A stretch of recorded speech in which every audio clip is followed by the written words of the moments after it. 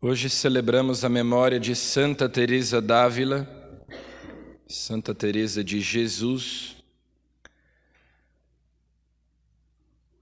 Ela que nasceu na cidade de Ávila, na Espanha, no ano de 1515. Aos 20 anos, ingressou no Carmelo e depois de 20 anos vivendo como religiosa, como carmelita, sentiu que Deus pedia que ela reformasse o Carmelo. E ela então, junto com São João da Cruz, empreende essa obra de reforma. 1515, que é o ano do seu nascimento, são 2 anos antes da Reforma Protestante, que na verdade não foi uma reforma, mas uma revolução. Reforma é o que fez Santa Teresa, é o que fez São João da Cruz. Então o século XVI é marcado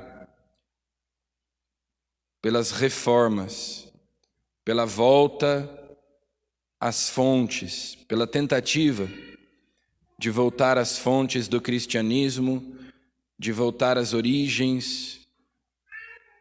E no caso, Santa Teresa e São João da Cruz tentam voltar às origens da ordem carmelita, a sua inspiração original.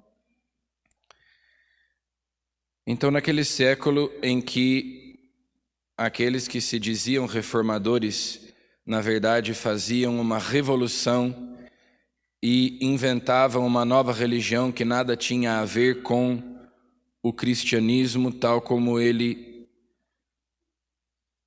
tinha existido até aquele momento, Deus suscita pessoas como Santa Teresa e outros tantos santos que viveram durante o século XVI, como Santo Inácio de Loyola, para rejuvenescer, revitalizar, renovar a sua igreja e, de fato, reformar, não construir alguma coisa diferente, mas trazer de volta o frescor, trazer de volta a essência do Evangelho. Então Santa Teresa se dedica a essa obra de reforma da ordem carmelita, funda muitos mosteiros, os chamados carmelitas descalços, e Santa Teresa também foi uma grande mestra de vida interior, do caminho da santidade, do caminho da perfeição. Nos seus escritos ela descreve com precisão o caminho que a alma percorre para chegar à santidade. Portanto, Santa Teresa é também um marco na história da teologia espiritual, da teologia mística e ascética.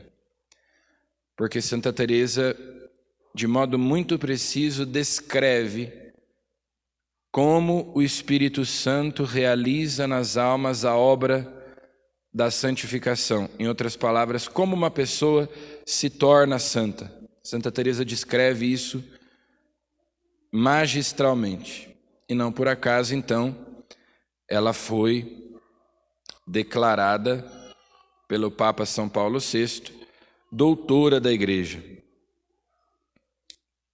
justamente por causa da sua doutrina espiritual, que é um marco na história da Igreja. Jesus, no Evangelho de hoje, dizendo para os seus discípulos das perseguições que eles sofreriam, diz que eles devem confiar na assistência do Espírito Santo, que o Espírito Santo os conduzirá à plena verdade, e fará deles testemunhas de Jesus, e lhes dará palavras acertadas quando eles estivessem em situações difíceis. É o dom do conselho.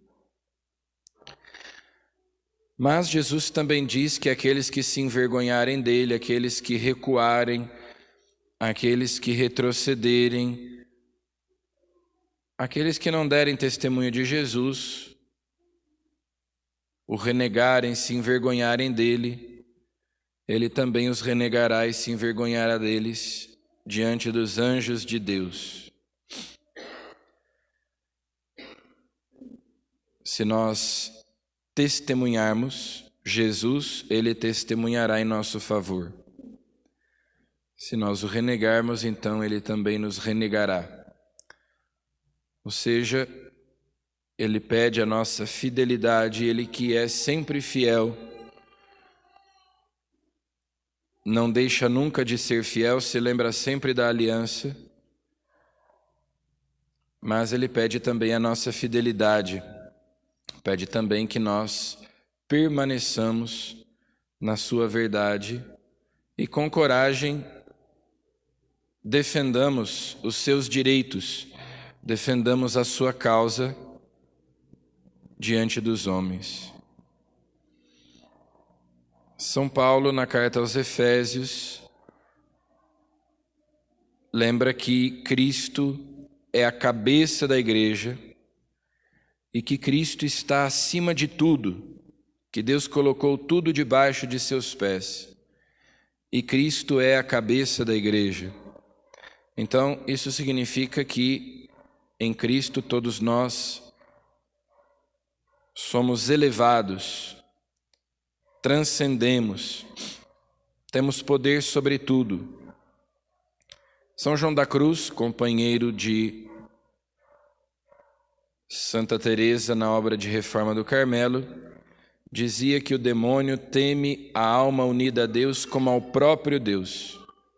Então, se Cristo está acima de tudo, ele é a cabeça da igreja que é seu corpo, e nós pertencemos a esse corpo, nós somos membros do corpo de Cristo, nós estamos unidos a Cristo.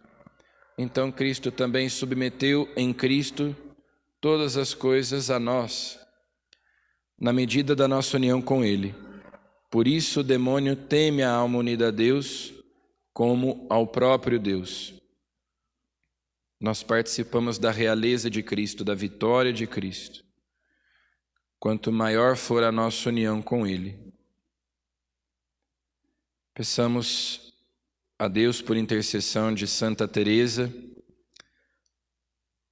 que nos unamos cada vez mais a Jesus, até atingirmos aquilo que Santa Teresa chama de matrimônio espiritual, a união mística da alma com Deus, de modo que a alma esteja inseparavelmente unida a Deus, de modo perfeito, tanto quanto é possível estar unido a Deus neste mundo. Peçamos a Deus por intercessão de Santa Teresa d'Ávila que possamos trilhar esse caminho de perfeição para alcançarmos a santidade, para alcançarmos o reino dos céus. Amém.